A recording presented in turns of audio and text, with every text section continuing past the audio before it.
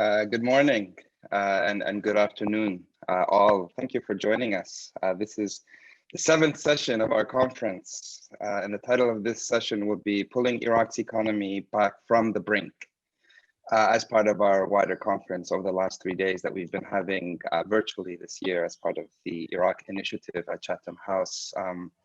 My name is Renad Mansour. I am a senior research fellow and the project director of the Iraq initiative.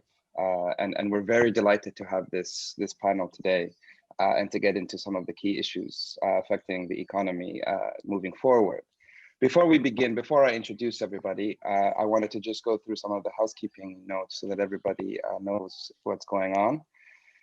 Although some people sort of affiliate Chatham House with a certain rule, just to note that this session is actually on the record, and so it is public. Also, the session, there will be simultaneous translation in Arabic and in English. إذا واحد يحتاج ترجمة إلى العربي يقدر ينقر على الرابط تحت الشاشة. And finally, if you'd like to ask questions, and we do encourage all to ask questions, please use the Q&A function. And we also have a voting. So if you see a question that you wanted to ask, already asked, you can vote. And that will bring the questions back up. Okay, so that's the housekeeping notes. I just wanted to first, of course, introduce this sort of stellar set of panelists to discuss the issues. So joining us from Baghdad, Suha Najjar, who is the head of Iraq's National Investment Authority, and a very long, accomplished bio with senior positions at JP Morgan, Nomura International, National Bank of Kuwait, as well as her role in advising regional governments on their privatization programs. Joining us quite early, particularly for academics, but perhaps not for officials, from the United States, is David Copley, who currently serves as the Deputy Assistant Secretary for Iraq Affairs in the US Department of State and the Near Eastern Affairs Bureau. Das Copley has, prior to that, had also a very sort of established career serving as Vice President at US Silica, as well as in different capacities with the US Defense Intelligence Agency, including stints in the US Embassy in Baghdad. As well, joining from London, Professor Toby Dodge, who is the Kuwait professor and director of the Kuwait program, the Middle East Center, but more importantly for our purposes, an associate fellow with us at Chatham House, helping us on some of the political economy work that we do as part of the Iraq initiative. And last, but certainly not least, a good friend of the initiative, Ahmed Tabaqchali, Chief Investment Officer of the AFC Fund, as well as a professor at the American University of Iraq, Slemania, and a senior fellow at the Institute of Regional International Studies, IRIS, at the American University. So before we get into the Q&A, and it'll be a conversation today, and we encourage questions to come through, and I will field questions throughout the next hour and a half or so, or just under. I wanted to just kind of set the stage, kind of set the scene of what this discussion is going to be about. Over the past 2 days, we've been talking about the myriad of challenges and opportunities that face Iraq. From COVID-19 to the security situation, to the legal, the struggling legal system, to the youth and the big sort of demographic sort of bulge that Iraq faces, to gender and all of these other issues. It seemed that most of these came down to the economy. And the reason why we decided to do this panel as the last panel, but also to bring all of these together, is because fundamentally the economy is the one that we think we need to look at as on that question of on the brink. We wanted to title this conference on Between Collapse and Reform, because that's very much a message that's coming out of the government of Iraq, that if we don't reform, we're on the brink of collapse. But we added the status quo, because we also think that perhaps this is more sustainable than messaging messaging says, and we will get into that. But the other point I wanted to make is why we have this panel. And this is not a typical panel. We have different types of actors, because we don't think that the economics panel should be discussed in silos, whether from economists, political scientists, international actors. We think that the conversation often has to include different voices and different perspectives.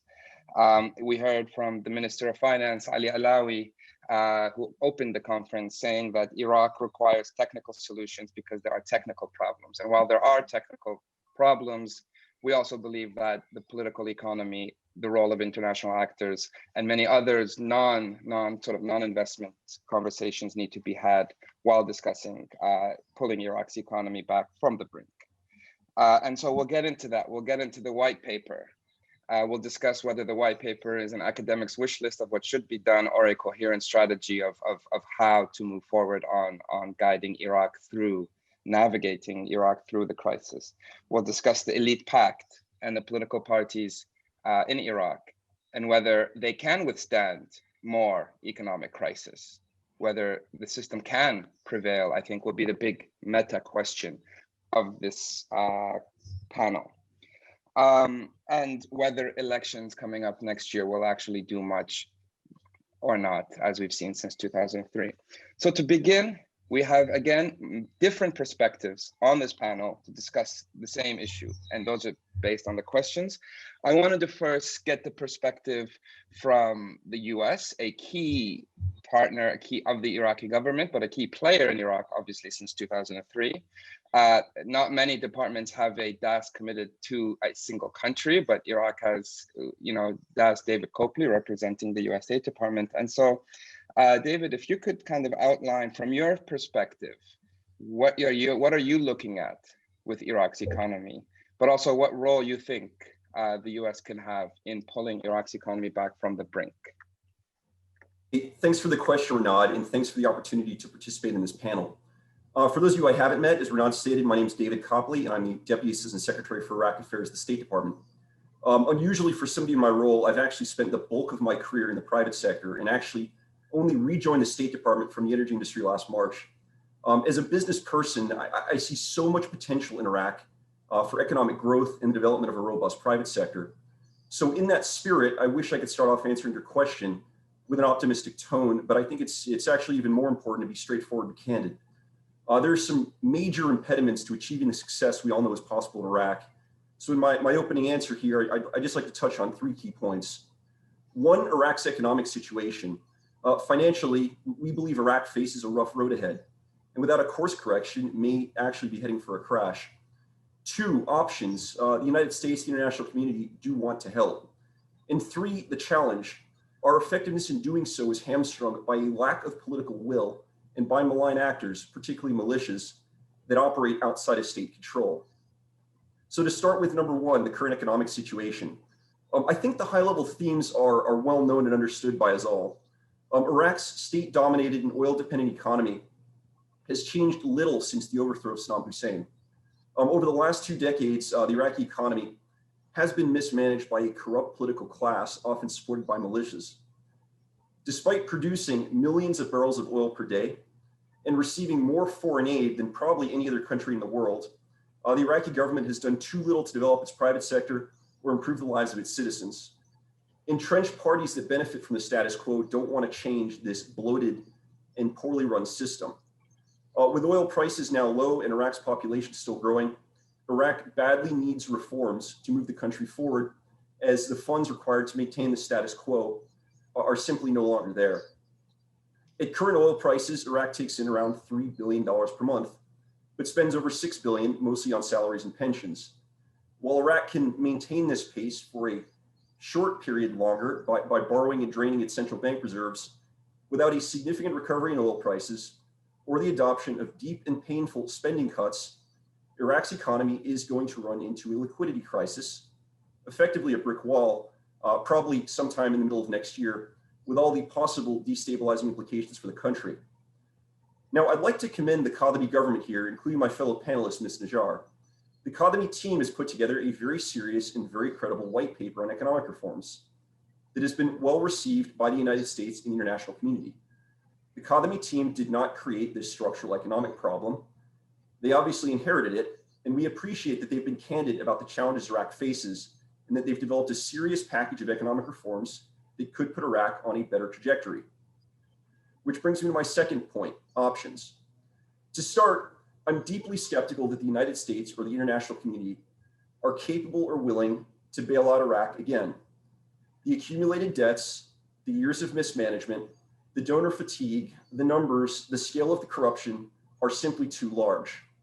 Unfortunately, I continue to be told in private conversations that many in the Iraqi political class believe the United States and the international community will once again step in and intervene because Iraq cannot be allowed to fail.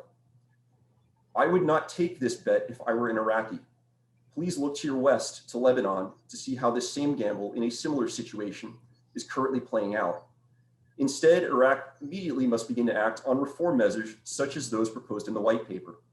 Every day that goes by is more money bleeding out of Iraqi coffers and bringing us one day closer to the brick wall.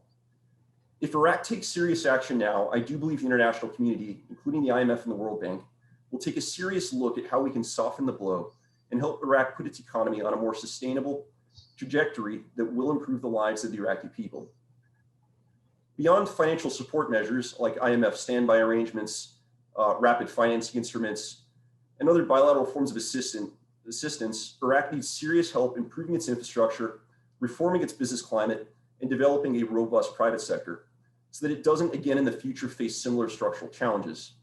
Sectors outside of oil and gas like agriculture, transportation, and services can all generate new employment opportunities and government revenue, but realizing this potential is going to take action and leadership from the Iraqi government. These are areas where nations like the United States can help. The strategic dialogue's intense focus on economic issues provided a roadmap for how future US-Iraq cooperation can be mutually beneficial to both countries, particularly in these areas. However, many of Iraq's entrenched elites continue to oppose any economic reforms that threaten their opportunities for graft. Even what should be non-controversial, such as simplifying a business process or transitioning a paper-based system online, faces a stunning amount of opposition from those who want to maintain inefficiencies and their opportunities to steal from the Iraqi people. Which brings me to my last topic, the most sensitive one, about, as my Iraqi colleagues like to call them, unruly militias. But in the spirit of candor, let me speak freely. What we're mostly talking about are the Wala'i Hashid, the subset of groups whose allegiance and loyalty are more to the supreme leader of Iran than to the people of Iraq, and who have subverted Iraqi state security institutions for their own malign purposes. These Iran-aligned groups have turned into a spreading cancer, greedily destroying the roots of the Iraqi state and preventing honest Iraqi politicians from implementing the types of good government reforms that Iraq desperately needs now. Now, one thing I've learned over the last year, working with the top levels of the Iraqi government, is that although Iraq's system is broken, there are numerous good people within this system who want to change it. But they are unable to do so, frequently because of the armed groups, who have a vested interest in preserving the status quo to fund their militia activities, their foreign bank accounts, and their lifestyles. Without these armed groups, I am confident that the decent people, many of whom do reside in the top reaches of the Iraqi government, would be able to start getting the corruption situation under control. But so long as these armed groups can openly threaten judges, politicians, and law enforcement officers, when they can kill people who argue for good governance, like Hisham al-Hashimi, or Riham Yaqub, or Taksin Osama, when they can blow up United Nations convoys or European Union convoys and threaten businessmen from neighboring Arab countries, when they can kidnap and murder hundreds of peaceful protesters, all with no serious chance of being brought to justice, then the types of anti-corruption reforms that Iraq desperately needs now will not be worth the paper they are written on. If Iraq is going to be successful, it must reestablish the rule of law, starting with the Iran-aligned Fasail who are operating outside of the rules. We realize this is incredibly challenging and potentially dangerous, but in our meetings and conversations, Iraqis have been raising concerns about these militias for years. Iraqis are unable to speak publicly about these groups because of fear. But we have seen polling and we know the popularity of the Iran-aligned groups like Kataib Hezbollah, Asab al-Haq, and Harakat al-Nujaba is now in the single digits. Despite the noise they make in their Quds Force-funded media and the fear they seek to instill through assassinations, Iraqis understand what these groups are doing and they don't support it. So I've covered a lot of ground already today, and I look forward to your questions, but to succinctly recap my message, absent swift action by the Iraqi government, Iraq's economy is potentially heading towards a brick wall. To prevent this from occurring, Iraq needs the types of reforms discussed in Prime Minister Kadhimi's white paper. The United States and the international community cannot bail out Iraq again this time. The numbers are too large, but we can help by softening the landing and supporting an Iraqi-led structural reform program. However, all of our jobs are made harder, if not impossible, by Iran-aligned militias that benefit from corruption and seek to block reform. We are all unlikely to be successful in preventing this crash and stabilizing the Iraqi economy if the government does not get these groups under control. Thank you. Thank you, David, for the opening remarks. Soha, I wanted to turn to you. In his remarks, there are a few times when Das Copley mentioned the corrupt political class, different armed groups, these networks that have very clearly led to the corruption for the last 17 years. Now, in your role as head of the Investment Commission, you're tasked with trying to bring in and raise investment, as well as make sure that it's all on paper. What is your strategy for trying to overcome this political class and all of these interferences that David outlined in his remarks? Thank you, everyone, for giving us the opportunity to speak, and thank you, David, for your opening remarks. And I would like to address some of the points that David made in order to get into our strategy at the Investment Commission. I don't think anybody really realizes the difficult position that we're put in. I mean, it's easy to say that, Iraq's government needs to have some swift actions and to enforce the rule of law, but really nobody knows what we're facing. We are an independent government that came on the back of street demonstrations because of the corruption and the economic situation. Yet we are a government that is not supported by a strong party, not really supported by the international community in actions. I mean, everybody says, we're great, you're qualified, independent individuals. But I think the support stops as verbal support. We're facing 17 years of persistent and systematic corruption by government management and by different let's say ruling parties. And not only that, corruption and financial and political corruption is part of it. These parties are supported by militias. So we're facing very strong parties that had 17 years to penetrate the country, and literally every organization within the country. And I say every organization. I had an entity that is important in role, but small, but I'm struggling internally. Because, these ruling elites and these militia parties, they're everywhere. So, and we don't have a strong military to back us. And and we don't want to use the military to back us. We want to use the civilized way in solving our problems. So I understand, David, you're saying that, it's up to the government now, but what tools do we really have to enforce the rule of law today? We don't have many, and we don't want to use the military, but we're all sitting in organizations and entities that are deeply penetrated by followers of these parties. And in order to apply the reforms that are written in the white paper, we need a nation behind us. We need everybody to support us. But you have to also remember that a big part of the population follows one of those parties, and government employees and the private sectors, a lot of them follow those parties. So and that's just an answer. We're actually acting alone here. And yes, we want to enforce the rule of law, but we don't really have many tools in our hands, except our dignity and a young population that wants to support us. But they also don't have many tools. So to say what is, to mention my strategy in applying reforms and fighting corruption, we're just applying the law. But it's very difficult to do that because, after 17 years of persistently not abiding by the law, and I'm going to have to say this honestly, it's very difficult to correct the path and to enforce the law and tell investors you have to do this, you have to submit this, you have to just simply follow the investment law. People are not used to it, so we're trying to enforce the law. We're trying to be professional in what we're doing, but I tell you, it's a very difficult it's a very difficult situation. We're trying to focus. I mean, in theory, we can talk about the theory and look at Iraq from a top-down point of view. I say Iraq is a rich country. It has a lot of oil and mineral and young population and all the selling points that we've been using for the past 17 years, but this did nothing. This might be a curse. This might be our curse. The way I'm trying to revive the investment climate in Iraq is really bottom down. It's focusing on certain strategic investments, but funding remains an issue. But certain strategic investments outside the oil sector and in infrastructure.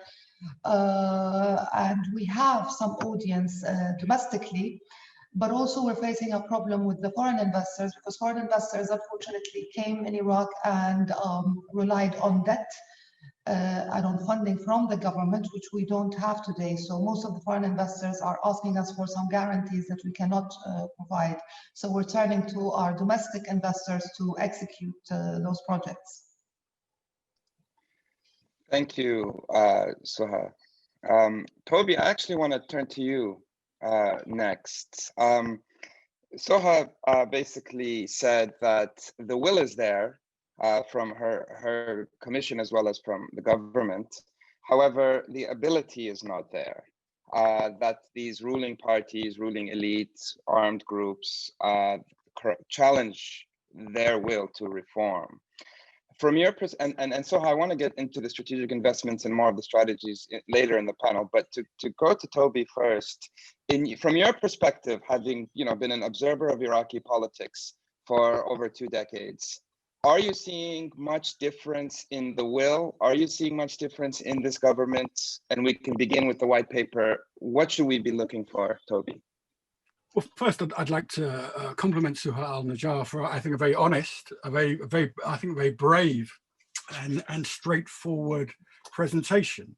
That clearly here is someone I'd label a technocrat struggling with the political dynamics of the system, placed at the center of the system from 2003 onwards. So I suppose the central question is how we understand the white paper. And it was your question, Renad, right at the beginning. Is this a wish list, a manifesto, or is this an actionable agenda for reform? And I think the first, I read it again this morning in preparation for this meeting. Incredibly brutal document. The white paper is calling for, I mean, the data is undeniable and the figures are incredibly sober. No one can deny the extended financial crisis that Iraq is facing. That's the point of departure for all of us today, I think. But the white paper calls for a cutting of the wages bill from 25% of GDP to 12% of GDP in 3 years. It calls for a complete reform of the pension fund, taking it away from government funding. It calls for a massive cutting of government expenditure. Now, the World Bank itself, not an organization prone to hyperbole or indeed worrying about the everyday welfare of people, says that already under COVID, 5.5 million Iraqis have become newly poor, in addition to the nearly 7 million that are poor already. And it says that if the reduction of public wage bills goes through with pensions, that could go up to nearly 2 million more people.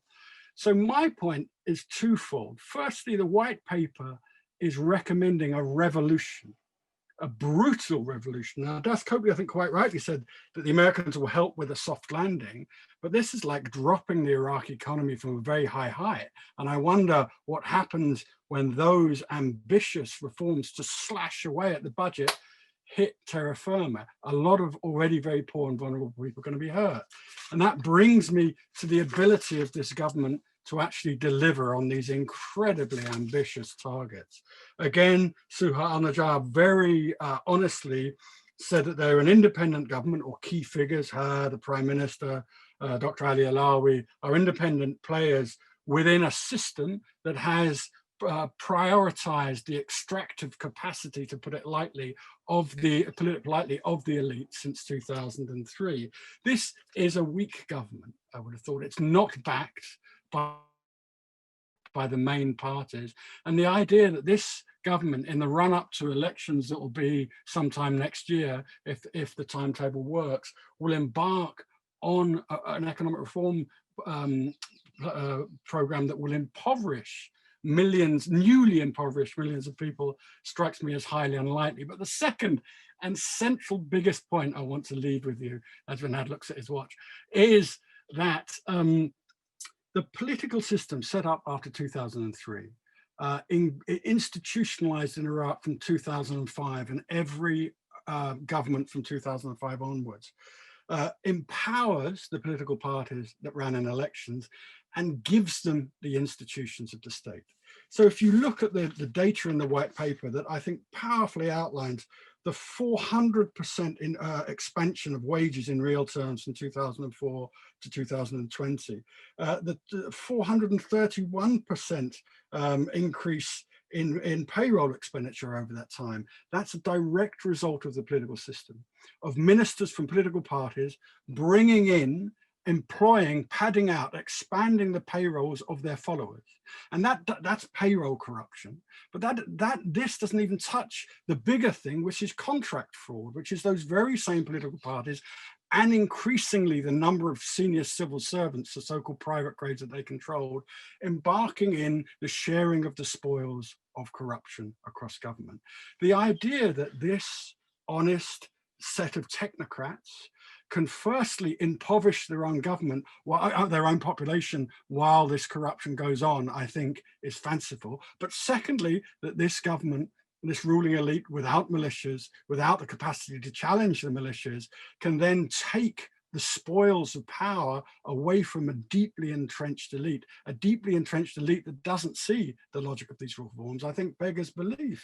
And I think we go to this irrationality, this lack of reference to Iraqi politics, by the underlying dynamics of the white paper. Is an economic logic held over a political logic. It's an economic logic held over the effects it's going to have on the population, and it's an economic logic held over security logic. It reminds me of the Washington Consensus of the 1990s, where the World Bank and the International Monetary Fund launched this grand program for reforming of the post-colonial world around the slogan, "There is no alternative but the economic logic." And of course, in each state these structural adjustment programs were applied to, it turned out there was another logic, that the political logic of piecemeal reforms that protected the ruling elite and impoverished the truly vulnerable put development back decades. And my great fear is, one, this won't get enacted because this government hasn't got the power to challenge the vested interests. Two, as with the first and paused attempts at pension reform, when it does come, it won't be as based on kind of strategic planning, risk assessment, and a model that understands what the effects will be.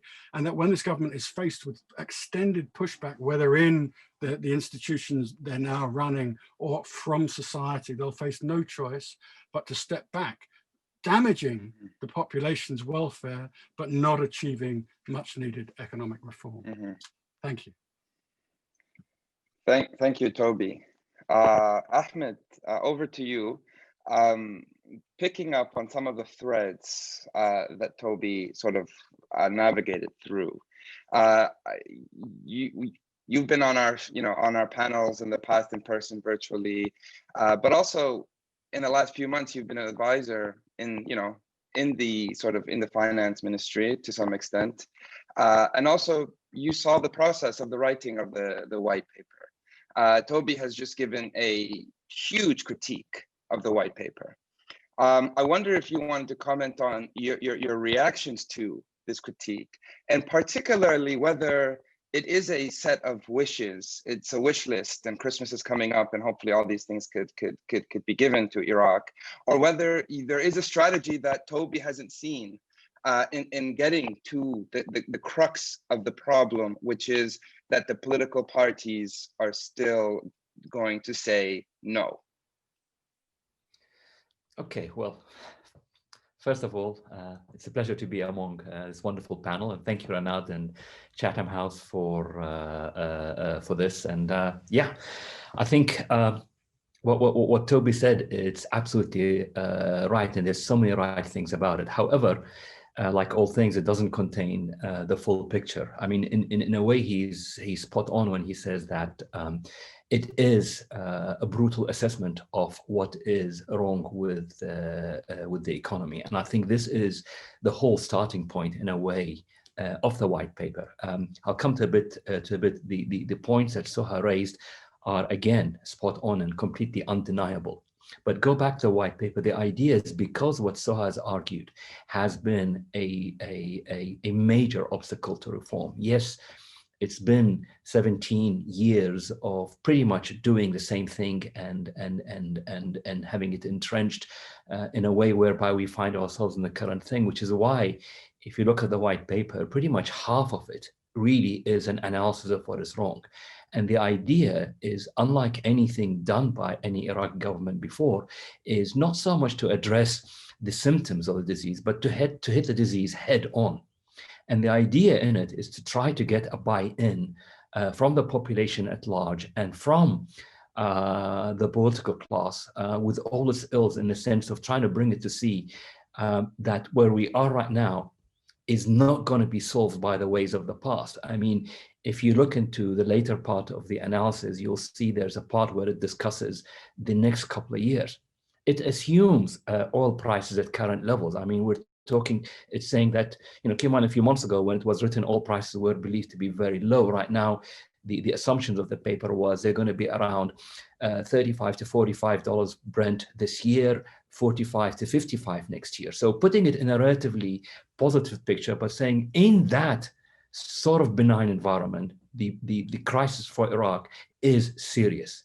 So the idea is to get this buy-in, to get this true understanding that anything you do will not work. So, and it tried to address almost as well some of the magical solutions that we in Iraq come up with whenever we are in a crisis. So, for example, there is a bit that says we need the private sector to grow. And so therefore the paper says, it shows you, one, the size of the private sector. It shows you the challenges it has even just to begin, and then let alone raising revenues from that. So in a sense, part of the argument for the paper, really, it says, and in my mind, is yes, the measures are going to be fairly tough. There's no denying it. I mean, even at slightly better than expected oil prices, if the paper gets implemented, and if we end up by doing what is required, i.e. over a 3-year period, cut the wage bill from 25% to 12.5% and so forth, there's going to be massive contraction on the economy. And the economy has already had quite a hit this year. By the first half, GDP was down probably about 10%, will probably be down 10% for the whole year. But the thing is, for the population and the elite is, yes, their buy-in is essential. But if they don't get a buy-in, and if there is no support for the paper, and I personally, fear that as being the biggest risk for it, is the fact that, guess what? What we heard in the US, that the US, and even from all internationals, that there is no support unless you guys get your act together. So international support is out. The second thing is that we've already exhausted all domestic sources of revenue generation. It's unlike in the past. So the end of it would be, we either do reform and we end up by cutting 15 to 20% per year, or we do the ostrich strategy and put our head in the sand and try to borrow left, right, and center. And then guess what? 6 to 9 months, we'll be in a position very much like we were in September, October, in which by we need 2 months of revenues to cover 1 month of expenses. So if we don't implement those, as Toby is saying, this brutal thing of a long time, we're going to have even far more brutal ones. 6 to 9 months, in which by, I mean, anybody who's living in Iraq can see for September and October was fairly, or actually October and November was fairly horrendous for people, because there's no salaries for a couple of months. And then, they got 1 month for every, 1 month of salary for every 2 months. So in a way, this is a position we'll find ourselves in that we don't do anything. We keep on doing half measures like we've done in the past. And really where there is, I think, the will, because every time you hear positive news on vaccine here, the animal spirits wake up and people think that we're going to get a recovery or something like that, which means a delay to any even the pretense of reform. We will be in a position whereby we will just have to do massive cuts of 50% plus. And I don't think anybody wants to do that in Iraq right now. So the idea is, yes, it is tough. Yes, the government has no support.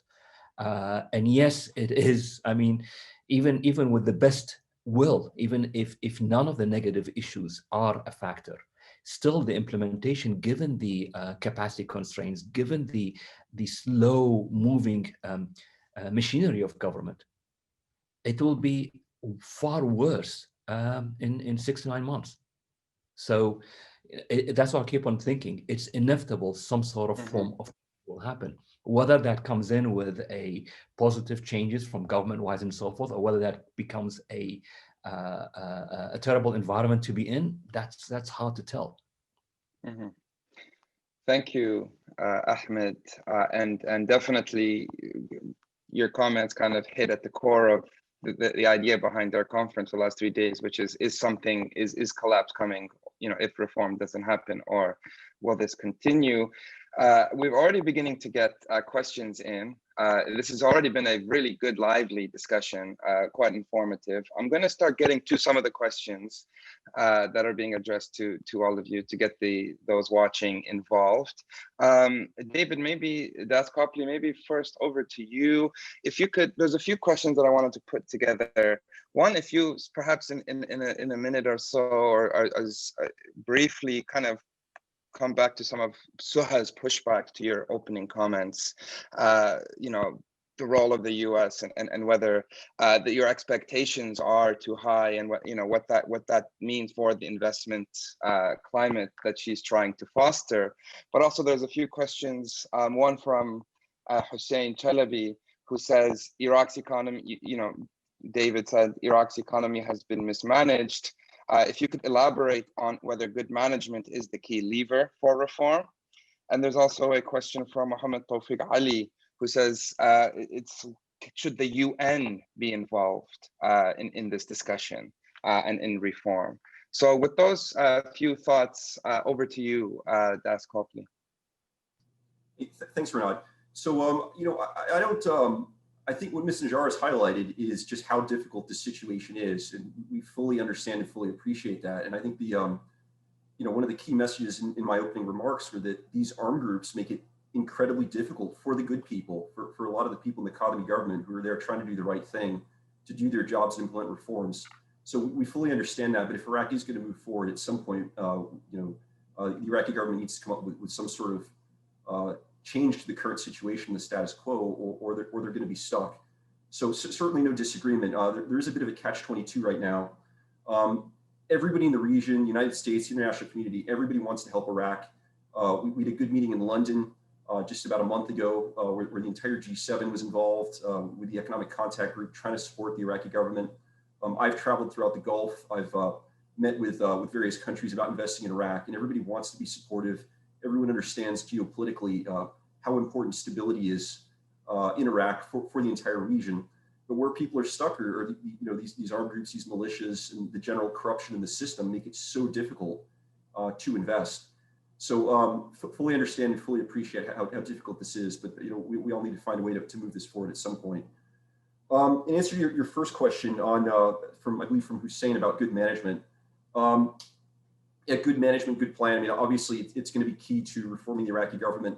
The fact that a country that can produce 5 million barrels of oil per day, can't provide clean drinking water to the city of Basra, just reflects on the fact that the country's not been very well managed over the last 20 years. I think all the panelists can likely agree on that. And I think that the team has put together, as also stated during my remarks, a very credible plan to reform. But as has been pointed out, it's going to be difficult to accomplish given the entrenched political interests and just how challenging the current economic situation is. There's no easy button here, or it already would have been pushed. Any type of reform program to get Iraq back on track is going to require some deep and painful spending cuts, and that's if there's more of a soft landing approach. I think one thing Ahmed mentioned that I just wanted to slightly contradict is I don't think international support's out, but I think that international support is going to be dependent on some of these reforms taking place. But there's certainly interest from the international financial institutions and from the G7 and from the Gulf in trying to help the Iraqi people, because we recognize how challenging the situation is. And everybody does want the country to do well. Question about should the UN specifically be involved? Certainly UNAMI is involved in a lot of things right now on the humanitarian side with elections. There's all sorts of international institutions that want to help Iraq economically. I've already mentioned the Economic Contact Group, which met for the first time last month. So there's international support there. But at the end of the day, we all need a way we all need to figure out how to get some of these structural reforms through the system in the face of entrenched opposition from various political parties and various armed groups. Thank you. And just again, reminding everybody to keep sending your questions in. I'll be taking them and fielding them to who they are addressed. Suha, there's a few questions to you. I'll take three of them. The first one from Patrick is, we've highlighted the problem. As Ahmed said, the white paper very clearly hit the problem on the nail, as it were. How are you, in your capacity, going to build an enabling environment to allow for reform by bringing in some of those parties that are entrenched into the system that you just won't, you cannot be isolated from? Another question from Zahra, and the question on investment projects that have been stopped due to funding. What is your plan is there a plan, and if so, what is the plan to revitalize or rejuvenate those projects? And finally, do you think there's a role in the private sector to addressing any of these political economy problems that we've been highlighting so far? Thank you. Over to you, Sahak. Sure, thank you. In terms of the first question, how are you bringing in those people into what we're trying to do? I mean, I mentioned in my earlier remarks that one of the problems that I faced when I started is that I realized that the law, actually, the investment law, we have a straightforward investment law that's not difficult to follow, that hasn't been followed. Due to corruption and due to the political strength that business elites have. And they have that because they have the money and they're backed by political parties. We cannot turn our back away from them because they control the country economically outside the state sector. So I'm actually in discussions with them to legalize or let's say correct their legal position. So if a license is not completed, or if someone is going ahead with a project without a license. So I had this great discussion with the Prime Minister, and he said, you just have to correct the path. We cannot deny that the majority of the country and the majority of the powerful private sector and the ministries are dominated by those parties. And those parties are Iraqi people after all, and they're here to stay. So we're actually working with them to correct the path. And we're getting some positive reaction, believe it or not, despite my earlier negative remarks. We're getting some positive reaction because even though, and Professor Dodge, you said something that we're a weak government. We might be weak physically because we don't have an army and we're independent, but we do have the street support, and we do have the support of the young population. And the political parties realize that, and the big business groups realize that, and they want to do the right thing because they are giving us the benefit of the doubt that we actually might succeed in what we're trying to do. If we don't succeed, bad luck. But if we succeed, they're going to succeed with us because they've corrected their affairs, or like they cleaned up their affairs. So we are working with the existing people to do the right thing. So this is the first question. The second question is the uncompleted projects. This is a huge problem that we have in Iraq today, and this is a problem at the government level and at the private sector level. And if you just allow me a few seconds to explain why this is a problem. At the government level, again, we go back to corruption in a lot of things that we do, because contracts that were awarded from the government were awarded to private contractors, even government contractors, without a follow-up and without due diligence on the financial and competence of the contractor. And a lot of these projects ended up being uncompleted because of the financial corruption in the project and the decline in oil prices. So the government, the entity, didn't have the funds to complete it. That's on the government level. On the private level, because the investment licenses were not granted on solid financial grounds, so some of the licensed investors had actually no plans in completing the projects, or ran into financial difficulties. So what we're trying to do is to re-offer those projects. And if we reactivate many of those projects, I tell you, I promise you, our economy is going to get back on track, because these are in some vital sectors. So we're re-offering them or finding proper partnerships between investors and the government and the private sector. And to say, is the private sector going to have a role to play in this? Let me correct a misperception. There is a private sector in Iraq, and there's a power and there's a strong, financially capable private sector in Iraq today. Those of us who live in Iraq know that, and we see that there's some real big projects, not the majority, but there's some real projects that have been funded by equity. We don't have a solid financial banking sector in Iraq, so Iraqi investors fund their projects out of their own pockets, and some of those projects actually run in the billions, not just hundreds of millions. And we're trying to bring in this private sector into the light, because they have been working and they are there.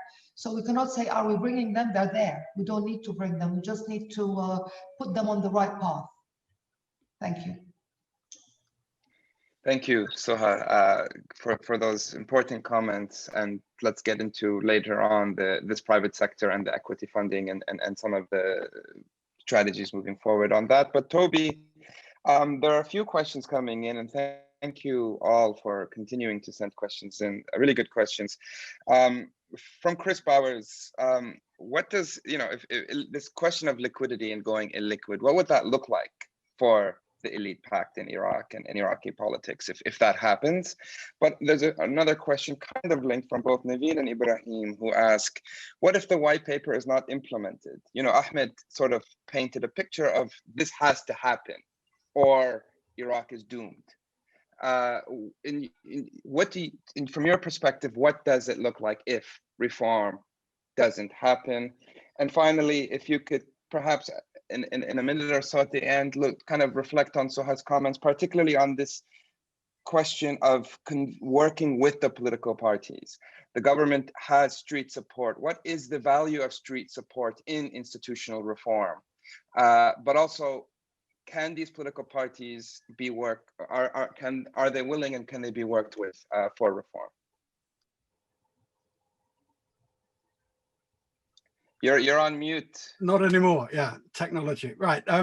Let me start with Suha's comments and work back. I think this is what I've called Mustafa Kadhimi's dilemma. And again, just to restate, none of us are denying that Iraq needs to be radically reformed, that face massive problems in terms of payroll inflation and corruption. And Suha said, we may be weak, but we have the support of the street and of the young people. Of course, the dilemma is you've got 700,000 young people entering the job market every year. What is it? 49% of the population under 19, 58% of the population under 25. What is it? About 2.5 million young people unemployed. So you have this demographic of undereducated, underemployed, informally employed young people who were the kind of frontline people in the October Revolution and demonstrations. I'm not sure that they do back Mustafa Kadhimi's government. I think certainly they are ferociously anti the ruling elite. Quite rightly, they've developed a powerful critique based around a secular nationalism, which I'm sure Mustafa Kadhimi shares. But they keep looking to this government to deliver the murders of Hisham al-Hashimi, to deliver economic reform, to deliver the rule of law, to constrain the politicians, to pursue corruption, and they're still waiting. So the first question is, I wonder if the support's still there. But the second question, which is even more problematic, is how can this government, this reforming government, reach out to them, especially as Ahmed said, that if they succeed in cutting the wage bill, there's going to be, quote, a massive contraction in the economy, which will hit the underemployed, the temporarily employed, and the young people that the government wants as its natural support base. If it reaches out to them and mobilizes them, it's throwing down a direct gauntlet to the militias and the political parties. If it seeks to mobilize them in elections, is there any evidence that they'll vote for this, for Mustafa Kadhimi or people supporting him, or even turn out to vote? It strikes me that the new election law will favor the incumbent parties who have much better institutional capacity to mobilize the vote, personified by the Sadrists and their vote share in all the previous elections. So that's the first thing. And I pose it as a series of questions because I freely don't know the answer, but I doubt that the Kadhimi government has the unambiguous backing of the young people because it's not been able to deliver. And of course, that brings us back to the central issue. What will a liquidity crisis, an extended financial crisis that I think we all see coming, look like, and on Ahmed's predictions in the middle of next year? Well, firstly, as we've seen up in the Kurdish regional government, you'll see increasing inability of the government to pay its population that make the current stuttering pay from the government of Iraq look minor in comparison. A lot of people in a fiscal crisis aren't going to get paid. Secondly, you're going to have a cutback on government services. But what I suspect won't happen is the corruption underpinning all of this, the contract fraud, the central corruption, won't be tackled. So in effect, a liquidity crisis will impose greater poverty, greater suffering on ordinary Iraqis, but it won't touch those who are responsible for the crisis because their corruption will keep going. And just my final thought is what I've touched on before, is the demographics of reform. So the young people are vulnerable, they're undertrained because of the weakness of Iraqi further and higher education, and they're on the streets. But if you start to reduce the public sector wage bill by as much as 15% or whatever the figure goes down from 25%, then you start to make unemployed, middle-aged, middle-class people. So you spread the suffering about, but that gives rise to a mighty coalition of disaffection. And we've seen in Egypt, elsewhere through the 70s and 80s, when young unemployed people, the cannon fodder of any mobilization, and what's been labeled the pious middle class come together, you have a very worrying recipe for instability. So I think we will hit a liquidity crisis because Suha and Ahmed, fine economists, much more informed than me, have predicted it. But that liquidity crisis will be unequally felt, and it will be felt by the poorest and then the lowest paid salaried workers in government, and it won't be felt by the ruling elite who've caused this crisis through incompetence and corruption. Thank you, Toby, and we'll get back to some of these forward-looking points in a bit, but I wanted to turn to Ahmed. Ahmed, there are a few questions to you, and we're fortunate to have you on sort of as an analyst, as well as, you know, with your glimpses into the inner workings of the white paper, but also the reform packages. Saif al-Sa'doun asks, the white paper, okay, it's ambitious, but can it be partly implemented? What parts do you think can be implemented? And to push back on some of the academics' critique, let's say. But also a question from Jihan Baban about the environment and how much did the environment play into the building economic sustainable development? And finally, a question from Charlotte P, who asks, can you outline tangible actions that you have heard of, that have been floored, that have been discussed to go after corruption? What is the discussion on to go after corruption? Okay, well, I think let me answer the easy one first. I mean, the measures towards tackling corruption, that's pretty much falls outside my remit and outside economics. It's most of a security issue and so forth. But certainly it's been in the news in the last few weeks that the government has activated a lot of the following up on corrupt officials. And I think that we've all heard in the last few weeks something on that. But I really that's not an area that I can answer much. it's outside my expertise, and not much I can value add from what I hear and everything else. In terms of the hard part is it implementable? Which parts can be implemented? I mean, keep in mind, by the way, one of the things that the paper argues, and it discusses, that over the years, expanding the public payroll or expanding the public sector came with a price. And the price was the lack of, or the decline in productivity.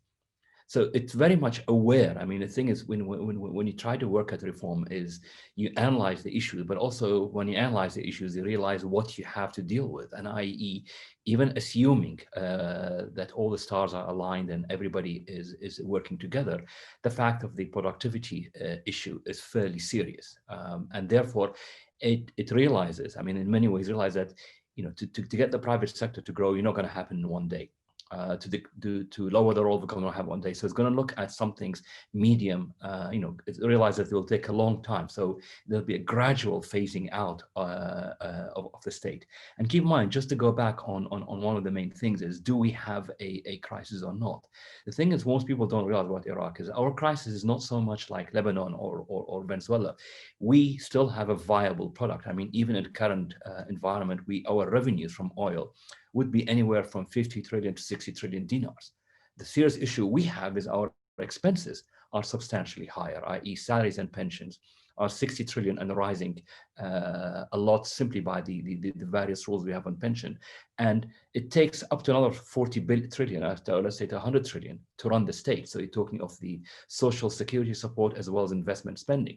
So we are very misaligned, our expenses versus our income. And that's why the thing is, if we don't do anything, we'll have the case of our income is half of our expenses and we can't borrow.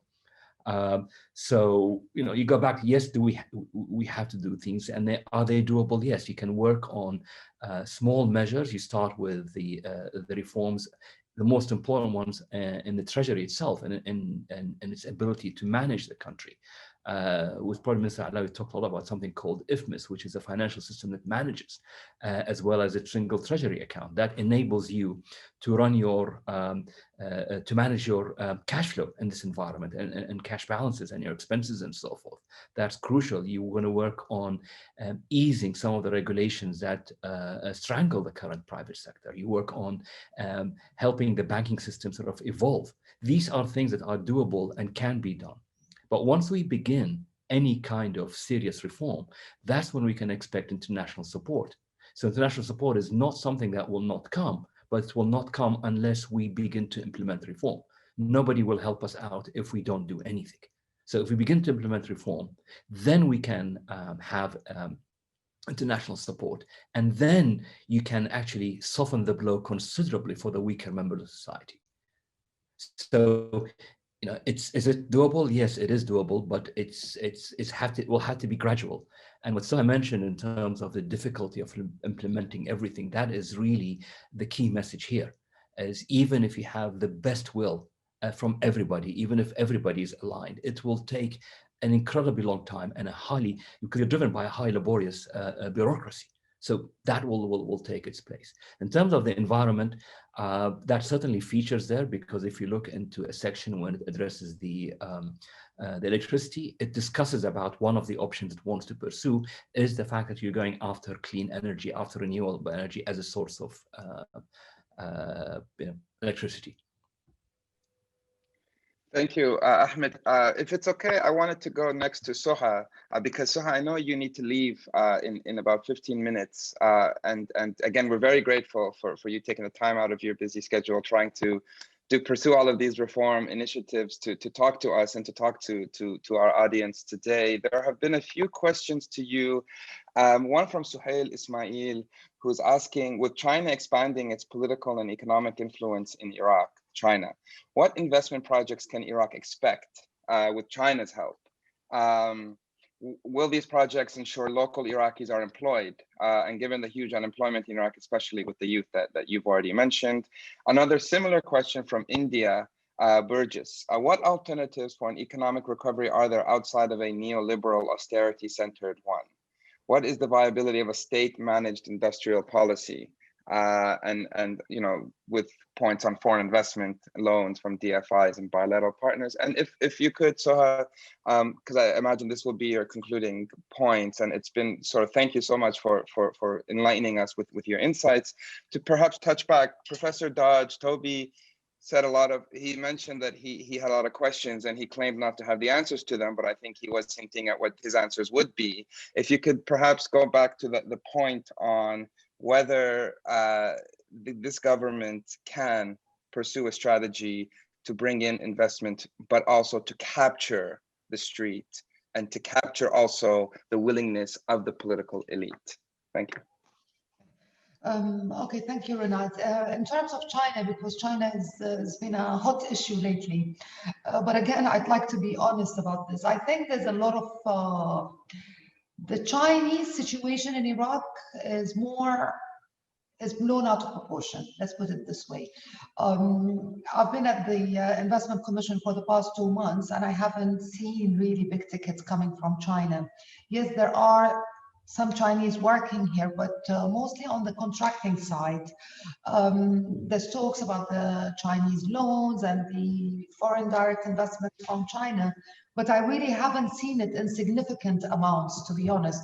So I think the China's position or Chinese investment in Iraq is much smaller than what people are thinking. But if they come, and I always say, I don't really care about the nationality of the investor. I care about the ticket size. I care about their seriousness, and I care about their willingness to understand and their ability to understand the dynamics of working in Iraq. Because I tell you something, investors will make money in Iraq. They just need to understand how to work it. So to answer the Chinese question, everybody's welcomed in Iraq and in the Investment Commission. I just think the size of the Chinese investment is blown out of proportion. Their investments in Iraq has been mostly contractual rather than proprietary investments. But if we are to see them, I think it's mostly going to be on the infrastructure space. A lot of it is power related and transportation related. But to date, we haven't signed big tickets from Chinese investors. So that's the first question regarding China. Second, if this government can implement a strategy, and that addresses your remark and the previous question, I am hopeful, and I think we can. And yes, I know the world thinks that we have not delivered, but let me tell you, we have delivered. We have delivered on a smaller scale. The world likes to see big headlines and big remarks. But we've been able to make progress on smaller scales, and I talk about my commission. There were like lots of small industrial projects, smaller factories, and projects in many sectors that have been stalled because they've been subject to corruption, and because they didn't pay and they wanted to do it the straight way. And we've activated a lot of those. So a lot of small size enterprises are up and running today. Our strategy, which because the discussion was slightly political previously, but let me tell you what our strategy is. Our strategy is to move anything outside oil to the private sector and to bring in the public into the investment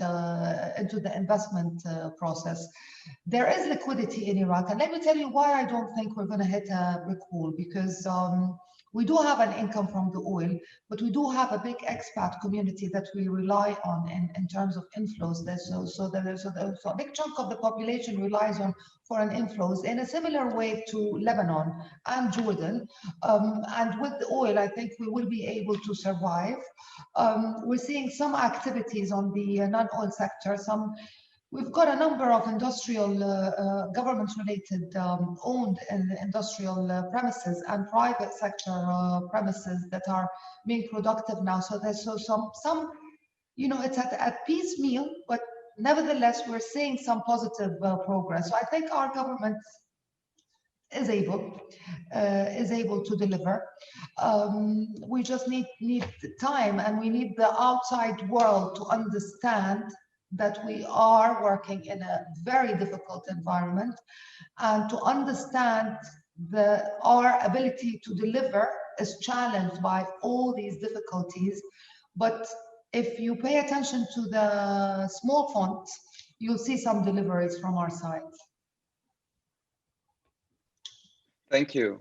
Thank you, Suha, for outlining the strategy, as well as, from your perspective, what the Commission is doing and the government is doing on this at the small scale and the fine print, to begin, as you mentioned earlier, the bottom-up approach to try and move towards reform.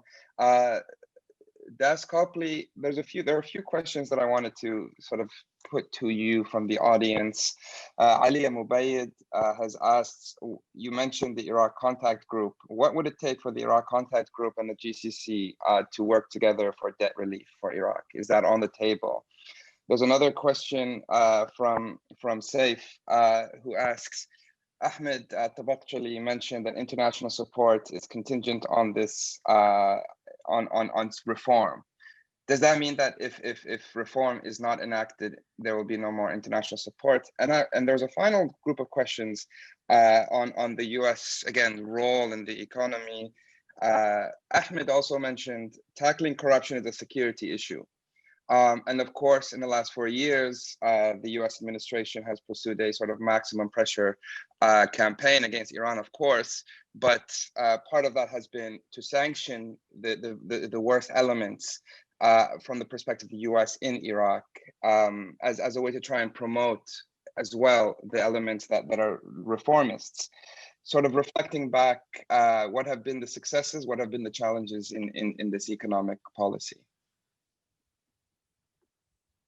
Is that to me? This is for Das Copley.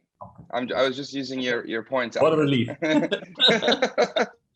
Thanks. A number of questions there. Hopefully I'll successfully get to all of them. So to start with Ali's question about the Economic Contact Group. Look, I think all things are on the table and available for discussion. I certainly can't speak for anybody who holds Iraqi debt. But I do think that if reforms aren't undertaken, it's going to be very hard to convince people to invest. If you're asking people to write off debt to effectively subsidize corrupt politicians and the Fasa'il to continue to steal from the Iraqi state, that's a very hard sell. So I think all these discussions are a lot easier if Iraq moves forward on the types of reforms that are in the white paper. With regards to international support and the question around that, struck by some of the things my fellow panelists said, like Toby really pointed out. I mean, there's no easy way to do this. I think there can be more of a soft landing approach, which involves structural reforms, and I think that would likely entail some international support.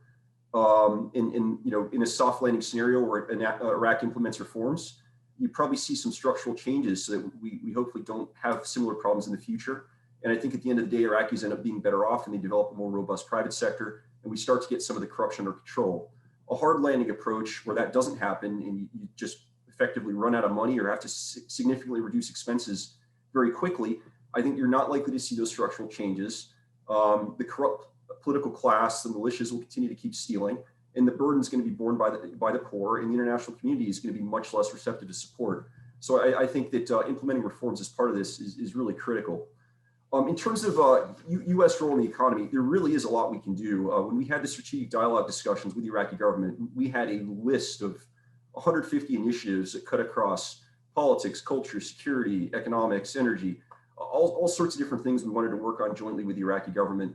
Most of those were economics and energy.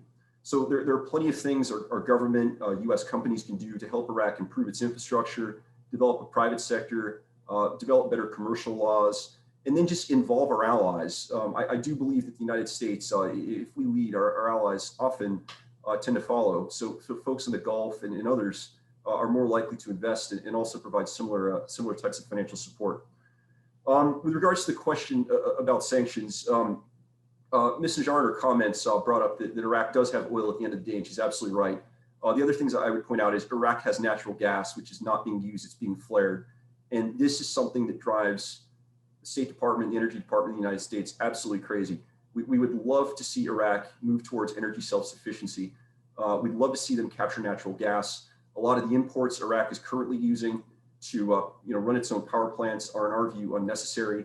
And the fact that Iraq continues to flare natural gas is environmentally damaging.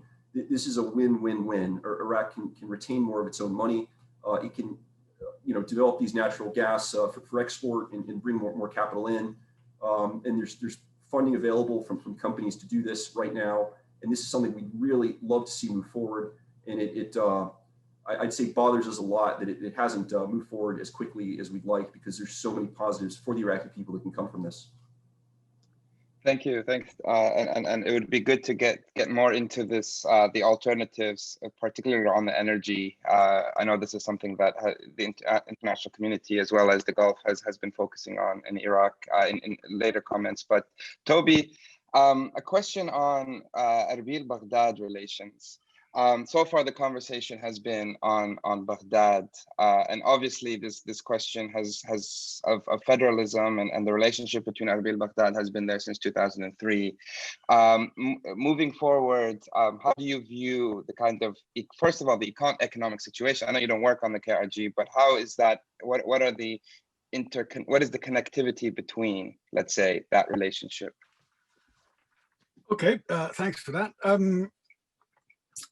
I think the KRG, in terms of payroll, has very similar structural problems to Baghdad. In fact, I think the evidence suggests that it has a larger percentage of the population on the government payroll than Baghdad does, and clearly it has much less access to international capital and much less to export. So the KRG's been there, as it were, in financial crisis longer, and no one would deny, I'm sure, the Kurdish regional government, like the Iraqi national government, has profound corruption problems. So there are two issues here, I think, and that's what I was alluding to before.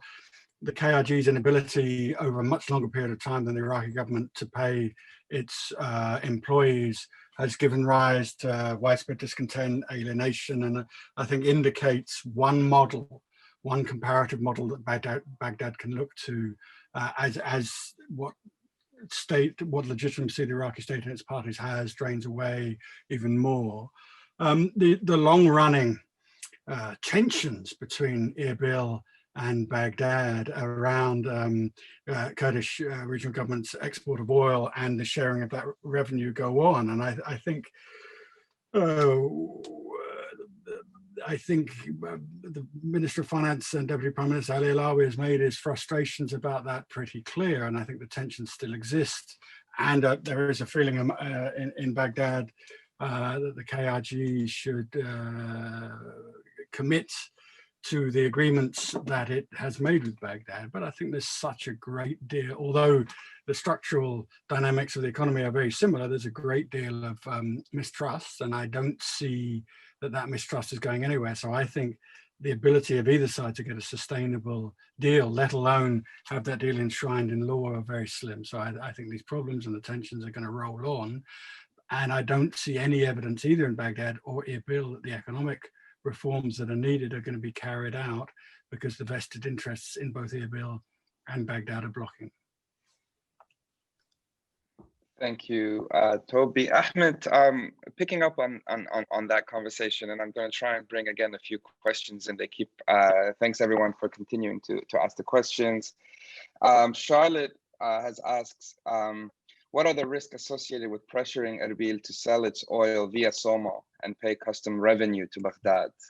And also linked to that, to some, it's a bit linked, but it's more about a question from Camille about the white paper, and he's asking why the government is not laying the ground for it and start communicating it to the public so people would not get a shock when the reform starts. And I just want to add to this question, it's an election year, supposedly.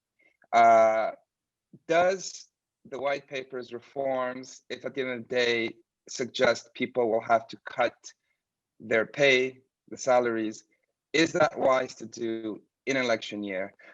Is the language of austerity a wise electoral message? Ahmed, I told you they won't be easy questions. No, I'm more than happy to on both of those. I mean, the question is not the question, is it wise? Is it, it's more like, is it wise? Is it a winnable election policy to talk of austerity? Well, obviously not. I mean, you know, which government in the world, whether it's super democratic or anything, which government in the world do you have politicians stand out and talk about austerity. I don't think I've seen that anywhere. So yes, it is not a winnable nor a sellable one. But as I said earlier, the question for us is that we don't have an option. Over the years, we've had opportunities whereby we could correct the path. I mean, after every crisis, we had an opportunity to correct the path, and we always went back to our old ways. I mean, and that's, I think, one of the things that people don't realize how difficult it is, because the belief among the population, I think, at large and among the political class is that if we just hold on long enough, things will be fine. And certainly they were. I mean, if you go back to 2014, 2016, we experienced what seems on the surface similar issues. And, you know, all we had to do was hold off a couple of years and we had the bounty of much higher oil prices. Similarly was in the financial crisis. People don't realize that in a sense, yes, that was possible because the cost of the state as a percentage of oil revenues was nowhere as high as we are right now. We have come to the end of the road. So yes, they are not politically wise, and you can imagine, I can imagine the difficulty anybody has talking that language. But the essence is what other options there are. You know, it comes down to this: at some stage we will exhaust all borrowing options domestically, because we're no longer as able to borrow as we were, let's say, in 2014. We've pretty much exhausted a lot of those things. So if we don't, you have a dilemma. Your income is 50 trillion dinars, your expenditures are about 90 trillion dinars. How do you manage that? I mean, you don't need to be a genius or an economist to know that something has to give. So whether you keep the expenditures for salary and pensions, and therefore the infrastructure that the country has suffered from continues to collapse, and therefore you have no services, and you have demographic pressures coming in there. And anybody who knows Iraq, knows we have pretty much very poor infrastructure. So we need to spend that infrastructure. So whichever way you go, you can't solve it. So that's why I think I keep on thinking, yes, it's not, you know, it might not seem the preferable strategy, but what other options there are. Now, going back to the first question on the Erbil issues, the question people don't realize about the agreement between the KRG and the government of Iraq is that they are non-enforceable. Economically, they're not enforceable. Economically, they don't take the issues of the KRG into account. The KRG cannot really implement its commitments, even if it wanted to, even if there was this complete trust between the both sides, and even if we had if we didn't have the history of mistrust of the last 17 years, they can't. If you work out the numbers, and I don't want to bore everybody with details here, but I've done work on that, and you work out the numbers, it can't. The ideal scenario for the KRG was in 2019, in which they kept the oil revenues from the 250,000 barrels plus the other 200,000 barrels, because they export about 425,000 barrels, and they kept the border crossing. By the time you pay for the cost of all of these, it's half of your expenses. The other half comes from from what the central government sends. So the issue is what both parties seem to need to resolve, in my opinion, is actually looking at this whole holistically. There is no point in trying to make agreements that cannot be. I mean, they're not enforceable. They're economically unviable, financially unviable. And yet we keep on doing the same thing every year in Baghdad. You look at every budget document, it's with slight variations, the same as the prior ones. And, you know, who said that you try to do different things every time and expect a different answer, or do the same thing and expect a different result? Well, that's where we are right now. Thank you. Thanks. I don't want to take too much time, but, you know. Okay. Yeah, no, we'll continue. We have about 10 minutes left. Desk Copley, a few questions are on the US perspective and your perspective on China. Sardar is asking, sort of, how do you view US-China relations in Iraq and also the KRI? And M, I don't know who M is asking about China's presence in Iraq. How do you view China's presence in Iraq moving forward? And I also wanted to pick up on this KRG Baghdad conversation that we've been having. You focus your comments on the challenges of corruption, of political parties with armed groups infiltrating institutions, and Toby's comments basically said that some of those challenges are to some extent mimicked in the Kurdistan regional government. What is sort of your view? I know you were recently there and had a host of meetings. Perhaps some of your views based on those meetings. Over to you.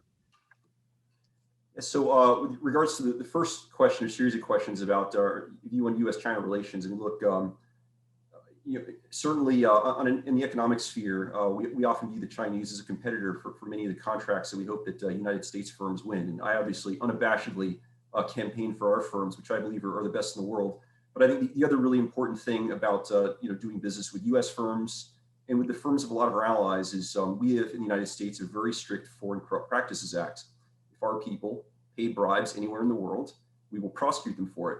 In a country like Iraq, I think it's really important that the counterparties to many of these Iraqi business dealings do business the right way, given where Iraq is with its corruption climate. I think that doing business with U.S. firms and our allies is a good way to go. I would just note that I believe Australia prosecuted somebody, I believe last week, or charged somebody for engaging in corruption inside of Iraq. And I think that's a very positive thing and a very powerful thing, and a good reason for Iraqi government and Iraqi businesses to engage with Western firms and other firms who have similar measures. With regards to Baghdad Erbil, one thing I would just note is how sincere people are in Erbil and in Baghdad when they feel like the other side is getting the better deal. When you talk to folks in Erbil, they feel like they're getting way less money than they should be getting. You talk to folks in Baghdad, they feel it's the exact opposite. Clearly, both sides need to engage in good faith negotiations here, because I think stability in the Kurdistan region is important, just like stability anywhere else in Iraq. So both sides at some point are going to have to try to figure out a way to resolve these longer term issues, so that we don't keep having these issues with salaries and budget transfers that we tend to revisit every few months now. When we go to the Kurdish region, we have a lot of similar discussions to Baghdad, a lot of discussions about structural economic reforms, about corruption. We actually had an investment conference between the U.S. Chamber of Commerce and Kurdish businesses and the Kurdish regional government this week. So we have very similar discussions to those we have in Baghdad. Thank you.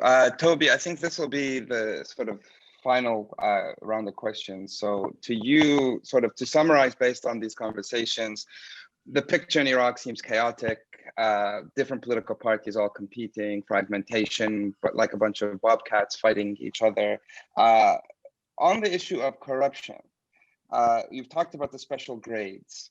We've talked about the role of the US, but I want to ask you two questions if you could briefly answer. One, what would be the advice that you would give to an investor or to a foreign representative like the Biden administration in how to begin navigating Iraq in the next few years? Excellent, thank you. Excellent question, and a difficult one. I think Iraqi politics do look chaotic, but I am certain, and I think this discussion has highlighted that there is clearly an underlying logic, and where Ahmed and I may disagree is that I strongly believe the logic is political, not economic, and the political logic triumphs and dominates the economic logic. And that logic started in 2003, and it's locally called the Muhassasa system. It's where the government is divided up amongst the senior parties. The ministers are working for their party bosses and the advantage of their parties, not the state or the nation.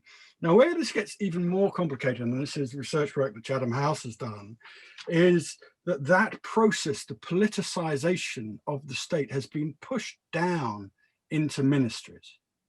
So you have a group of senior civil servants who also, their positions are bargained about, negotiated after each national election.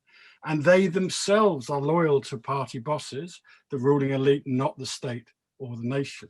So to bring the so-called special grades at work at the height of the civil service. So to bring that back to your question, the advice that you give to investors or indeed the incoming Biden administration, how do you understand Iraq? It's this twofold thing.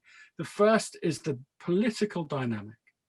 At whose door you lay the blame for the inflated budget, the politically sanctioned corruption and the failures of the state. But then if you're an investor or a diplomat, you then need to engage in mapping who are the powers that be in the ministries themselves. And I wouldn't say this is almost ethnographic work. Both Renat and I spoke to one of the most senior Iraqi ministers, and an incredibly smart, technocratic and honest individual. And he himself didn't understand or was shocked to learn about the political logics going on in the higher echelons of his own ministry. So if you think, if an Iraqi technocratic minister is shocked by and has to understand and has to struggle to understand who his senior civil servants are working for, because they're certainly not directly working for him or the government, then anyone coming into Iraq, business investor, diplomat, whoever, needs to take the time to understand the system, which does seem chaotic, but probably isn't, that has a logic to it, but also map the power dynamics in the ministries that they're dealing with. It is only then that kind of analytical sense can be imposed, and it's only then that you come to the conclusion that the white paper has little or no chance of having its reforms imposed. Thank you, Toby. Ahmed, final quick question and answer to you. This conference has been about Iraq on the brink of reform or collapse or the status quo. Toby very clearly has just said that it looks like business as usual, and that if big things aren't changed, it will continue. Over to you, whether you think Iraq is on the brink of collapse, reform, or more of the same. Well, I definitely don't think collapse, as I said. Expenses at double revenues is a major issue, but it's not real collapse and end of state, so to speak. So there, but I was thinking a lot about actually Toby's comments actually in the last few days, and pretty much thinking about a paper that a mutual colleague of ours written for a while on this, mutual colleague Alexander Hamilton. He was talking about which reforms can be implemented.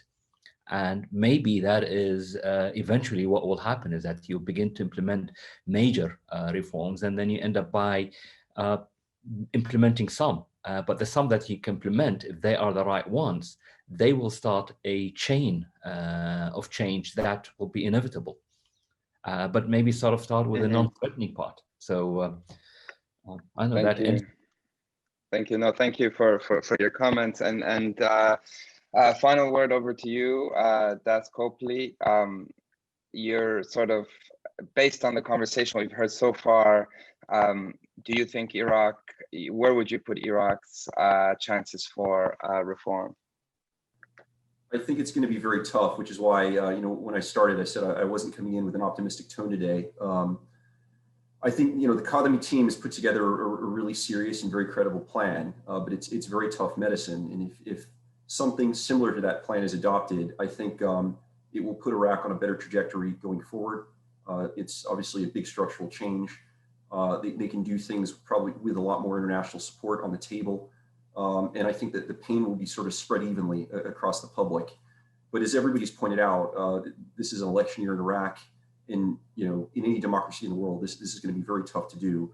I think the other scenario is the hard landing scenario. And I think under that scenario, the corrupt political class, the Fasa'il will continue to steal Iraq's resources.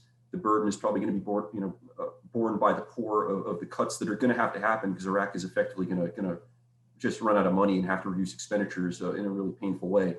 And you're not going to have the structural changes or the international support that would make the landing a bit softer. And I'm worried that could be the trajectory we head down, because people aren't going to make good political decisions in the best interest of the country because they're hard.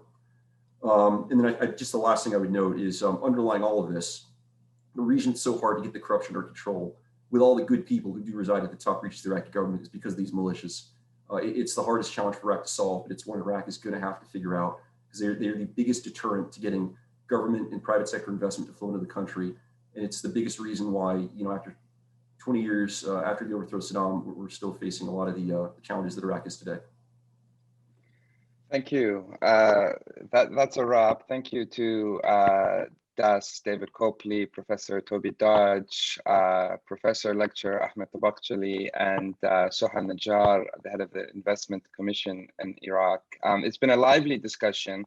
You know, I'm sure we'll continue this discussion, but it shows you that these conversations on the economics, on the investments, on the political economy and the politics, and on the international actors need to all happen at the same time rather than in silos, because I think what we've done well, and thanks to all the speakers, is flush out what are the roots of these problems moving forward. And really, I've taken a lot back to reflect on the difficult position, but also moving forward, how the status quo will continue to muddle through, which has been a common word used to understand Iraq since 2003.